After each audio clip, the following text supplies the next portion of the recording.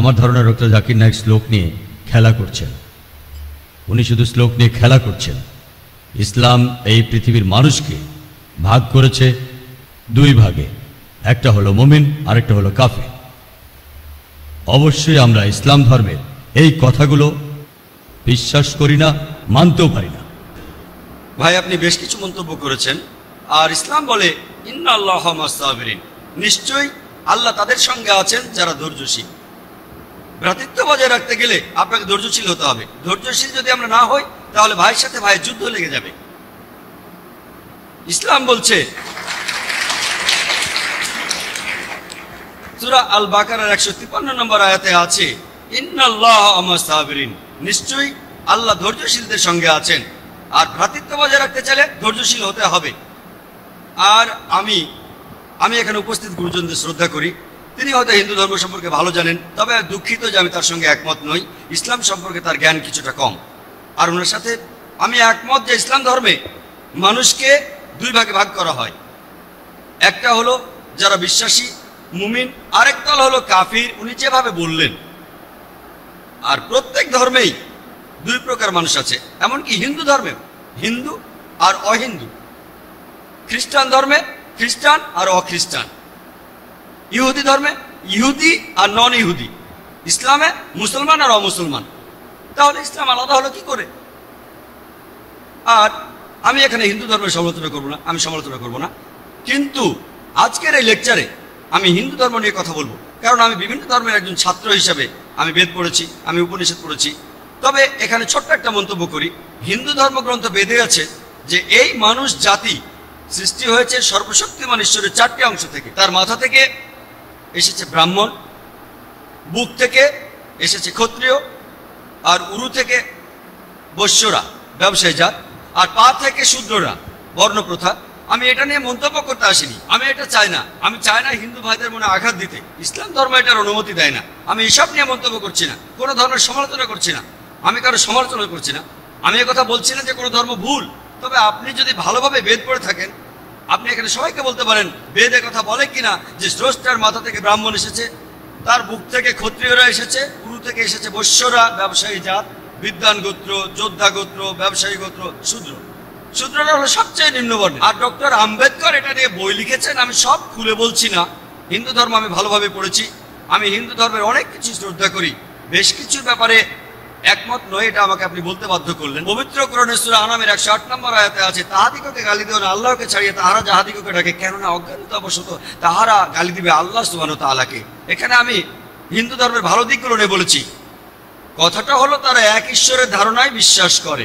আপনার প্রশ্নের ব্যাপারে বলি যে আপনি বলেছেন মুসলিমরা তারা মানুষ খুন করে, এছাড়াও তারা হত্যা করে, আপনি বললেন গরু। ঠিক, আপনি কথা বলেছেন।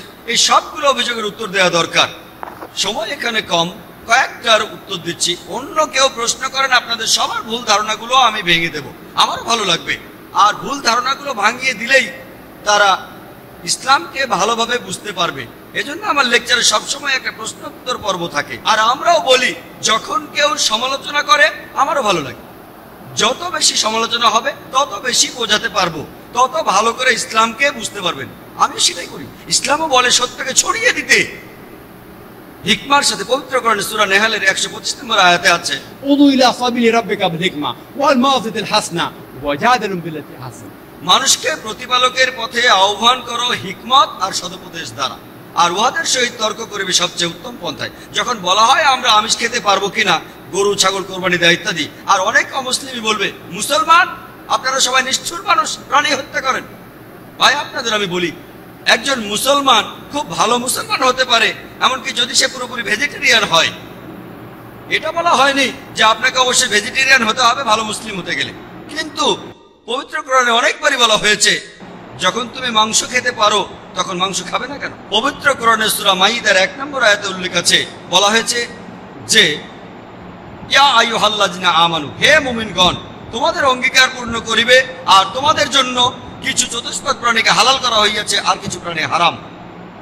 পবিত্র কোরআনে সূরা নাহলের 5 নম্বর আয়াতে উল্লেখ আছে যে আল্লাহ চতুষ্পদ জন্তুর সৃষ্টি করিয়াছেন যাহাতে তোমরা শীত নিবারণ করিতে পারো, এবং উহাতে বহু উপকার রহিয়াছে, এবং উহা হইতে তোমরা আহার করিয়া থাকো।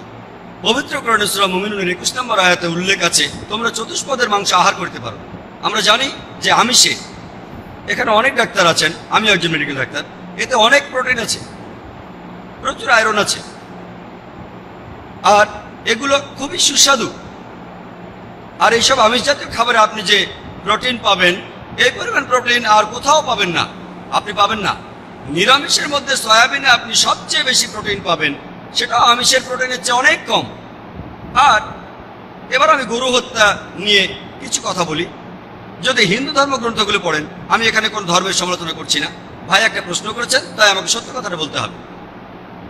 হিন্দু ধর্মে আমিষ খাওয়ার অনুমতি দেওয়া হয়েছে। হিন্দু ধর্মগ্রন্থে দেখবেন সাধুসন্তরা আমিষ জাতীয় খাদ্য খায়, এমনকি গরুর মাংস। পরবর্তীতে অন্যান্য বেশ কিছু ধর্মের প্রভাবে, যেমন ধরুন জৈন ধর্ম ইত্যাদি, মানুষের উপর অহিংসার দর্শনের প্রভাব এসে পড়লো, তারা প্রাণী হত্যা বাদ দিল, তারা এই দর্শনটাকে তাদের জীবনধারায় যোগ করলো। তবে ইসলাম ধর্ম প্রাণীদের অধিকারের কথা বলে থাকে। শুধু প্রাণীদের অধিকার নিয়ে আমি একটা লেকচার দিতে পারি। পবিত্র কোরআনে আছে, পশুর উপর বেশি বোঝা চাপিও না, তাদের প্রতি সদয় হও, তাদের খাদ্য দাও, কিন্তু প্রয়োজনে তোমরা তাদের মাংস খাইতে পারো। আর যদি আপনি অন্যান্য ধর্মগুলো ভালোভাবে দেখেন, অনেকে আমিষ খেতে বারণ করেছে। এই দর্শনের ভিত্তিটা হলো এই যে আপনি প্রাণী হত্যা করবেন না, কারণ তাদের জীবন আছে, সে কারণে আমিষ খাওয়াটা অন্যায়। আমি এর সাথে একমত। যদি কোনো মানুষের পৃথিবীতে মানুষ হত্যা না করে থাকে, সেখানে আমি থাকবো সবার উপরে। সর্বজনীন ভ্রাতৃত্ব হিন্দু ধর্মে আছে যে সব প্রাণী আপনার ভাই। প্রত্যেক প্রাণী, হোক সে সাপ, পাখি অথবা পতঙ্গ।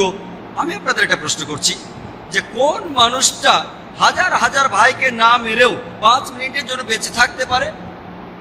এখানে যারা মেডিকেল সায়েন্স পড়েছেন তারা ভালো বুঝতে পারবেন যে আপনারা যখন নিঃশ্বাস নেন, তখন আপনার শরীরে প্রচুর ময়লা জীবাণু ঢুকে, সেগুলোকে মেরে ফেলেন।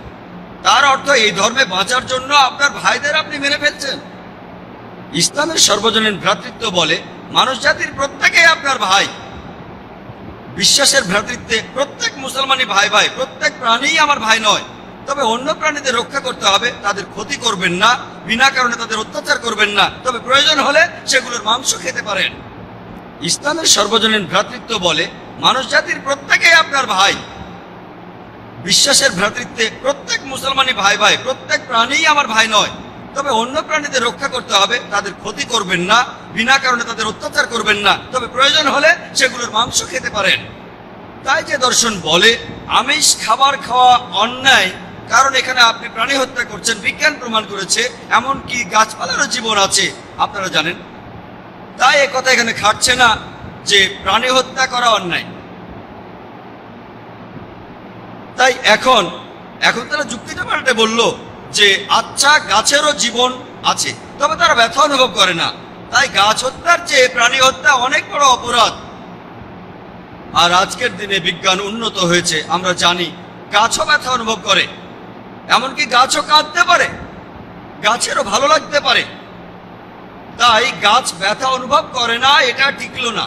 এখানে ব্যাপারটা হলো যে গাছের কান্না মানুষ শুনতে পায় না, কারণ মানুষ কানে যে শব্দ শোনে সেটা সীমা 20 সাইকেল পার সেকেন্ড থেকে 20,000 সাইকেল পার সেকেন্ড। এই সীমার মধ্যে কিছু হলে মানুষ সেটা শুনতে পায়, এই সীমার নিচে বা উপরে মানুষ কিছু শুনতে পায় না। যেমন ধরুন কেউ যদি ডগ হুইসেল বাজায়, ডগ হুইসেল জানেন, যেটাকে বলে সাইলেন্ট ডগ হুইসেল।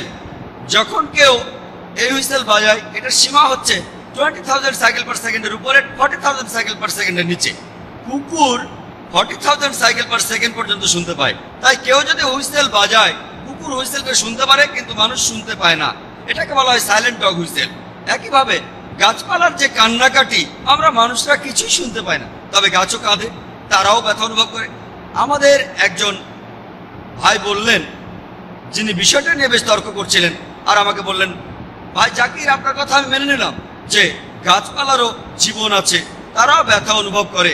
তবে আপনি কি জানেন যে গাছের 2টো ইন্দ্রিয় কম আছে, তাদের 3টা ইন্দ্রিয় আছে, পশু পাখির ইন্দ্রিয় আছে 5টি। তাই গাছপালা হত্যার চেয়ে পশু হত্যা করা অনেক বড় অন্যায়।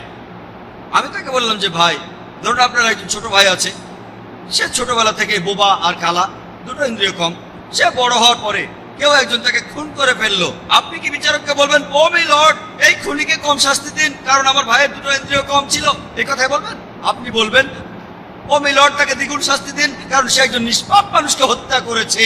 তাই ইসলামে এটা কোনো যুক্তি নয় যে দুটো বা তিনটা ইন্দ্রিয়। পবিত্র কোরআনে সূরা বাকারার 168 নম্বর আয়াতে আছে যে বৈধ খাদ্যবস্তু আছে তা তোমরা আহার করো, তার অর্থ যেগুলো বৈধ আর হালাল খাবার সেগুলো খেতে পারো।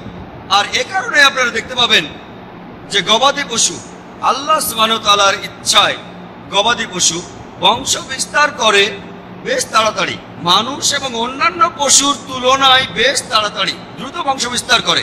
যদি আপনার কথা মেনে নেই যে মানুষ কোনো গবাদি পশু খাবে না, তাহলে পৃথিবীতে গবাদি পশুর পরিমাণ অনেক বেড়ে যাবে, অনেক বাড়বে।